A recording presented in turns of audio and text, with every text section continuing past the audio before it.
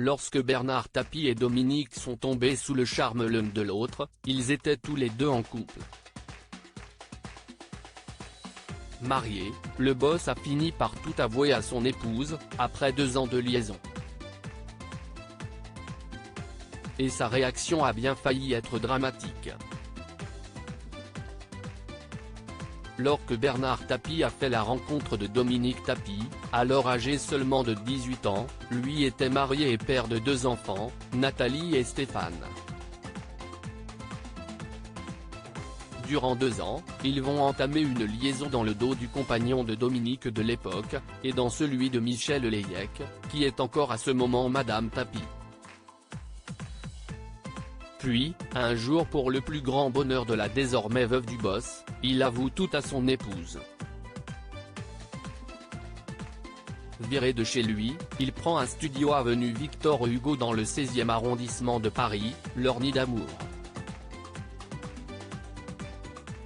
Seulement, un drame va vite ruiner leur bonheur, comme Dominique Tapie le raconte dans son ouvrage Bernard, La fureur de vivre, édition L'Observatoire. 8 jours plus tard, Michel Layec appelle au bureau et tombe sur Dominique, qui travaille aux côtés de Bernard Tapie. Lorsque l'ancien patron de l'homme lui a révélé sa liaison avec la jeune femme, il lui a légèrement modifié la réalité, affirmant qu'elle était si accrochée qu'elle avait menacé de tout balancer à son épouse. Après cette nouvelle désillusion, elle décide d'amener avec elle ses enfants en Corse pour quelques jours de vacances.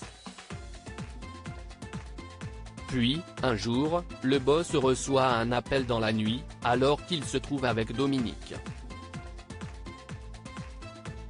Un monsieur nous annonçait avoir trouvé Michel dans un état quasi inconscient dans son lit, victime d'une surdose de médicaments, autrement dit une tentative de suicide, écrit la mère de Laurent et Sophie Tapie.